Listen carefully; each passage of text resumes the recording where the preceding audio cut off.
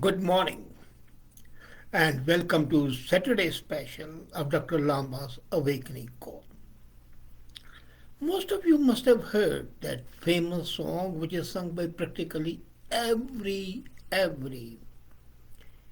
Indian and Pakistani singer. O Patrakyo Meri Jhulelal, God, O Jhulelal, protect my honor. This Sindh Mystic has such a following that crosses all limits of creed, color, or religion. And both opposed to each other, Hindus and Muslims, both follow Jhulelal, revere him, respect him, and go to visit his place, ask for the mercy and ask for the infinite bounty. But most of the people know, are not even aware that Hindus say Sindh, who underwent 1,000 years of invasion, started with Muhammad bin Qasim, resulting in genocide. And yet, they could survive and thrive because of one person. And that one person is none other than Jhulelal, the same Jhulelal who protected Hinduism and Hindus during genocide, and today he is venerated, revered, respected, eulogized by the Muslim singers. Long back, even before Qasim, there was an invading Islamic tyrant named Mir Shah. The Mir Shah, basically, some call him Mir, some call him Mir, he threatened Sindhi Hindus to either convert to Islam or to face death. And then the Hindus started praying to Varuna. Varuna is the god of water for help. They prayed for 40 days continuously. And as a result of this prayer, a child was born in a place called Nasarpur. Nasarpur is been said.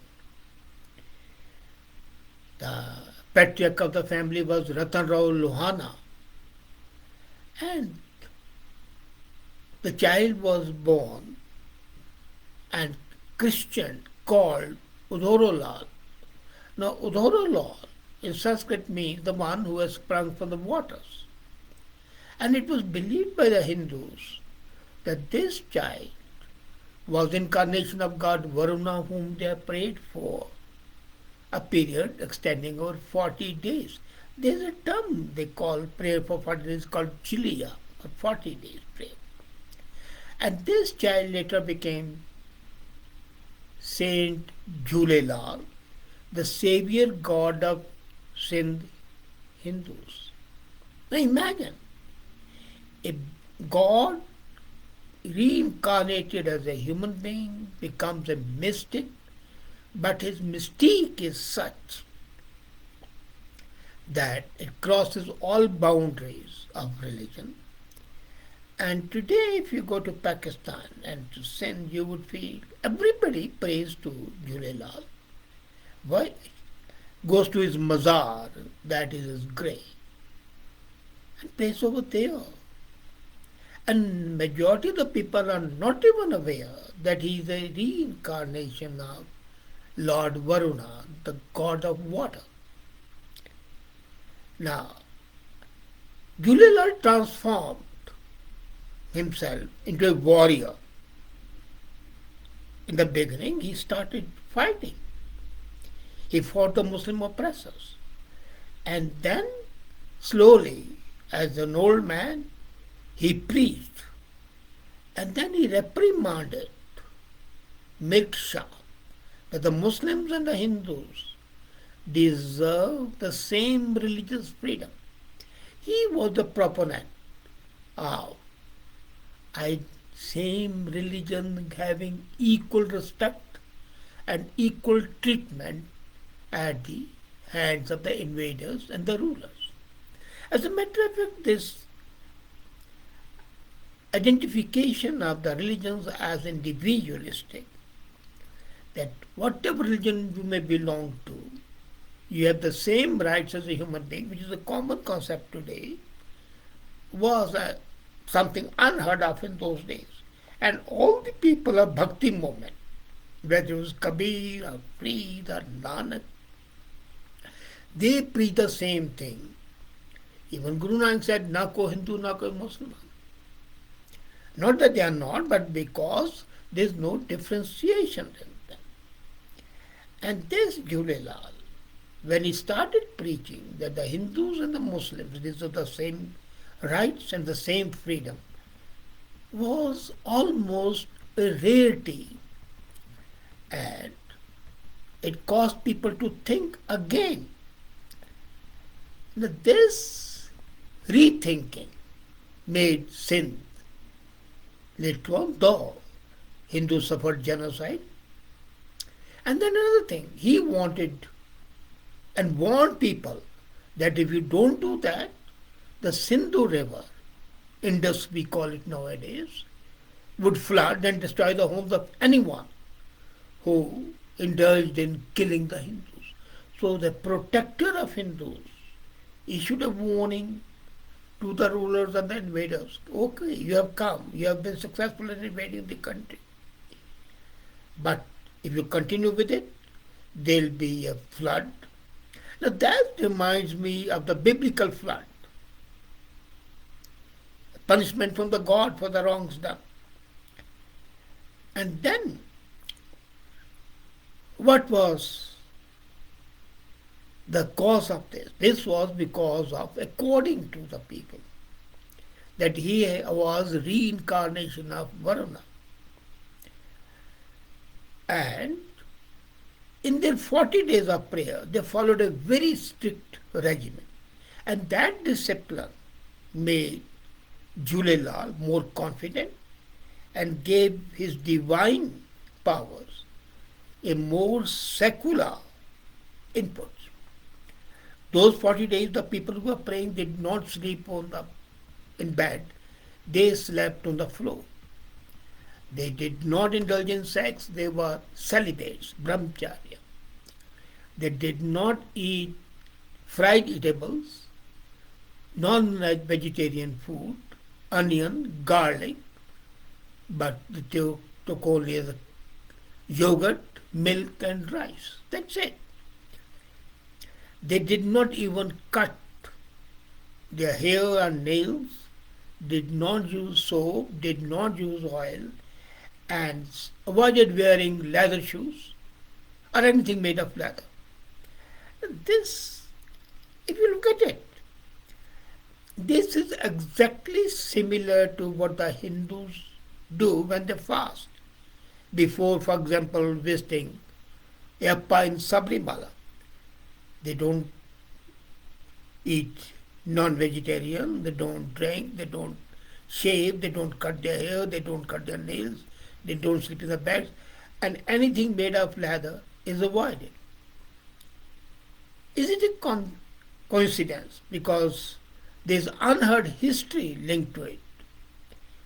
And this is unheard history. Most of the people are not aware that there's a link between Sabrimala and Yappa.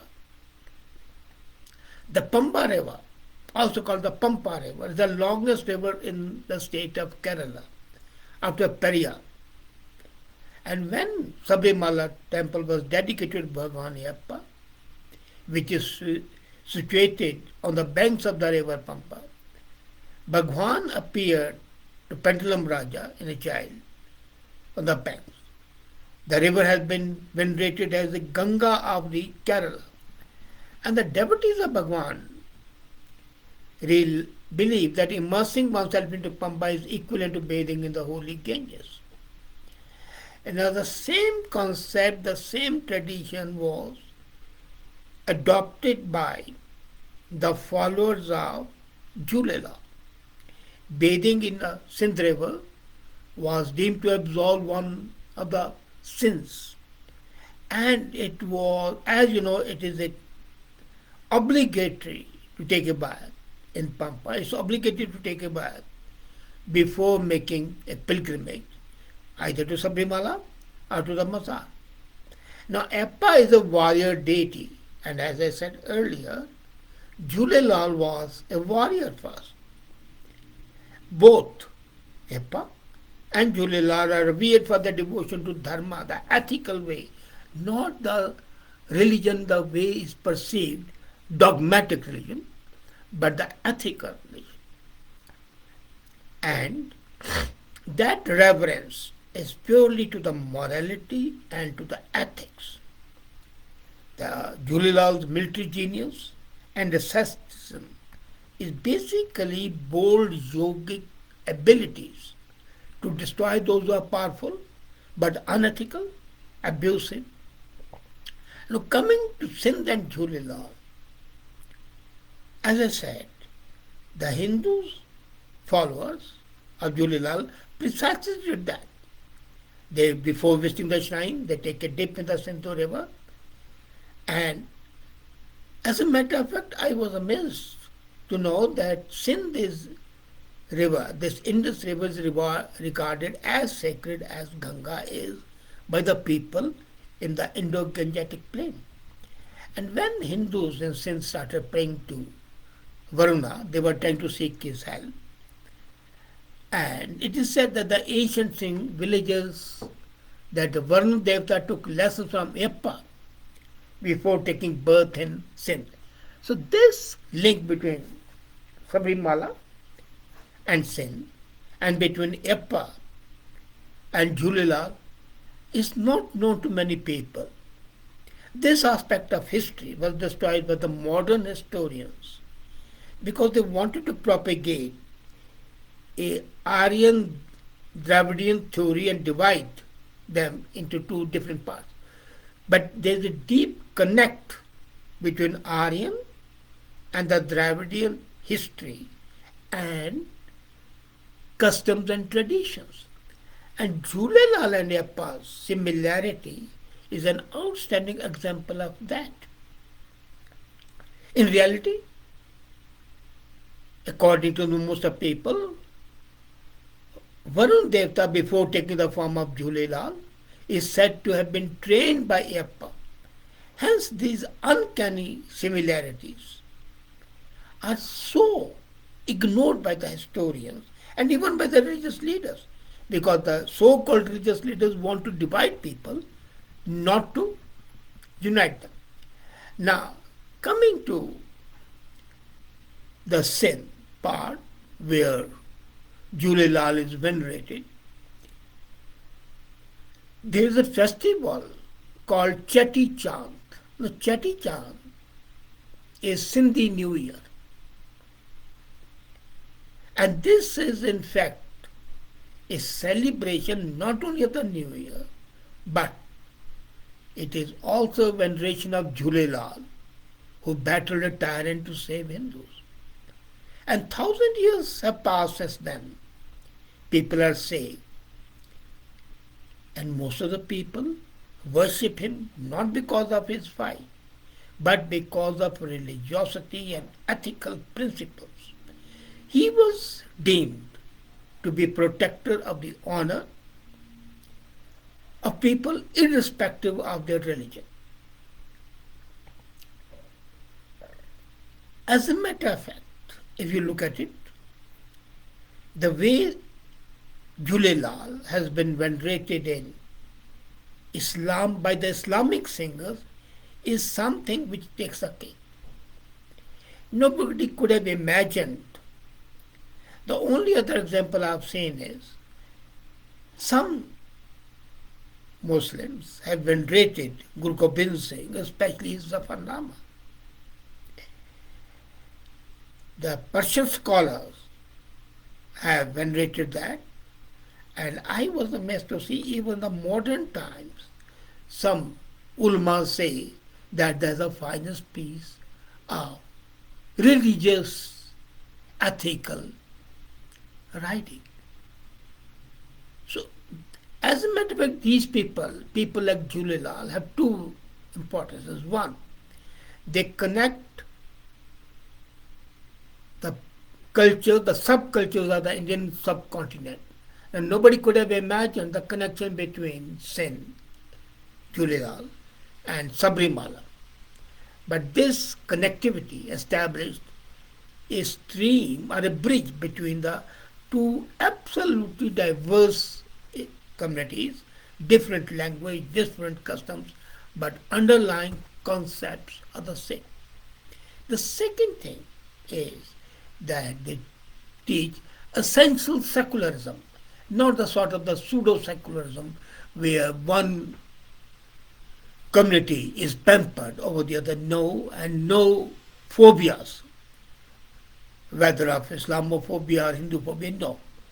It was basically a state of bliss for both the Hindus and the Muslims, and state of bliss has been reincarnated or rather re-established by the music that venerates. When I first heard their song, Meri Patra Kheore, Respect My Honor, I was simply